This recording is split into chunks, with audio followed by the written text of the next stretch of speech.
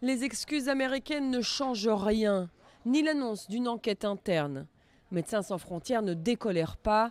L'ONG réclame une enquête internationale indépendante sur les frappes menées par l'aviation US contre l'un de ses hôpitaux à Kunduz en Afghanistan.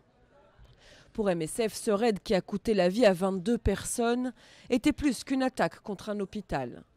Ce n'est pas juste une attaque contre notre hôpital. C'est une attaque contre les conventions de Genève. Et ça ne peut être toléré.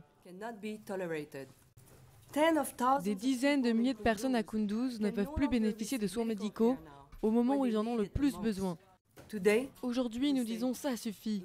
Même en temps de guerre, il y a des règles. Médecins sans frontières pointe du doigt les contradictions dans les versions livrées par les États-Unis. Lundi, le général américain John Campbell, patron de la mission de l'OTAN en Afghanistan, a affirmé que le bombardement avait été mené à la demande des forces afghanes. Mais mardi, il changeait de version. La décision de lancer des frappes aériennes était une décision américaine prise au sein de la chaîne de commandement américain. Un hôpital a été frappé par erreur.